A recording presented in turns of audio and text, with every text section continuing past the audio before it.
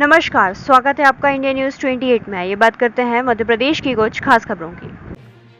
मध्य प्रदेश के उज्जैन के खासरोद में गुरु पूर्णिमा मनाई गई। गुरुजन जो मालवा की माटी में आश्रम स्थापित कर अपने भक्तों का मार्गदर्शन बनकर अपनी भक्ति का अलग जगा रहे हैं, जहां छोटे बड़े अमीरी गरीबी से परे हटकर आध्यात्मिक उत्थान का मार्ग दिखाते हैं। निजानंद आश्रम पर स्वामी सच्चिदानंद जी जो कॉलेज के प्रोफेसर पद से रिटायर्ड होने के बाद भक्ति की दुनिया में संत बन गए और अपने गुरु भक्ति की धुनी रमाए रहते हैं। मीडिया में हरिओम शब्द कहकर बता दिया कि सब कुछ इसी में समाया है। वहीं शहर में रामद्वारा में बाल संत तोताराम जी जो अपने शिष्यों को गुरु पूर्णिमा पर्व पर गुरु आशीष प्रदान किया और मीडिया में जगत खुशहाली की बात कही। ऐसे ही पिछले 30 वर्षों से खासरोद से 4 किलोमीटर दूर ग्राम चौकी स्थित मां बगलामुखी शक्तिपीठ आश्रम के संस्थापक श्री श्री 1008 स्वामी कृष्णानंद जी महाराज के आश्रम पर भी दूर दूर से भक्त आते हैं और आशीर्वाद प्राप्त करते हैं।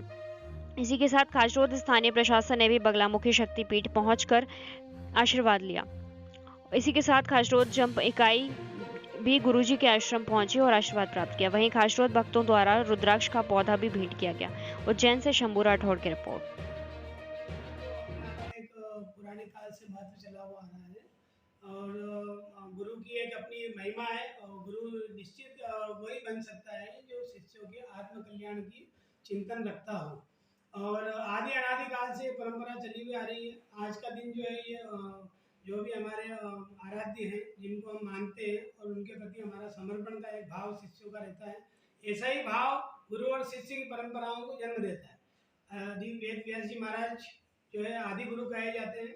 उनने कई धर्मशास्त्रों की रचना की, 18 पुराणों को रचा, वेद का भी नामकरण संस्कार किया, ऋग्वेद, यजुर्वेद, अथर्ववेद, सामवेद, चारों वेदों की उपमा उन्होंने बताई और जनमानस के कल्याण के लिए बहुत सी रचनाएं वेद व्यास जी महाराज के द्वारा की गई।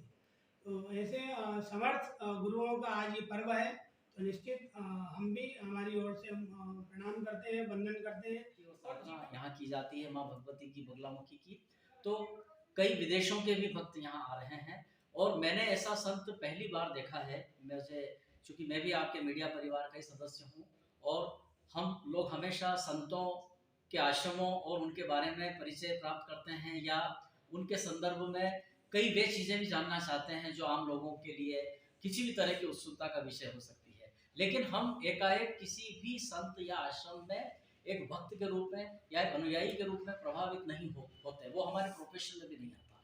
लेकिन जब हम देखते हैं कि कृष्णानंद जी महाराज जैसे संत जो केवल समाज को देते ही देते हैं, आप लेते नहीं हैं, ये सबसे बड़ी आपकी विशेषता है।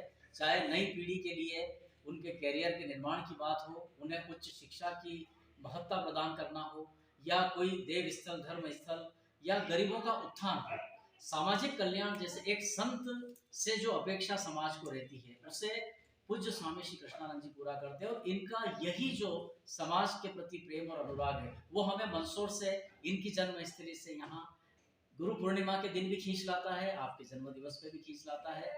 और हम सभी आप ही के संरक्षण में मंदसौर में श्री जगदीश मंदिर तीर्थ का एक नया निर्माण कर रहे हैं, जो जगन्नाथपुरी के तीर्थ के बाद मंदसौर के जगदीश मंदिर तीर्थ का नाम होगा। बहुत सारी लंबी बातें। क्या महत्व है ऐसा ऐसा जो विदेशों से भी लोग यहाँ जुड़े हुए हैं? गुरु होने का दावा बहुत लोग करते हैं, बहुत सारे गुरु भी हैं हमारे यहाँ, बहुत अच्छे गुरु भी हैं, लेकिन गुरु की जो एक विशेषता होती है, गुरु सहज और सरल होना चाहिए और आज के युग में गुरु का सरल होना ही सबसे बड़े गुरुत्ता है।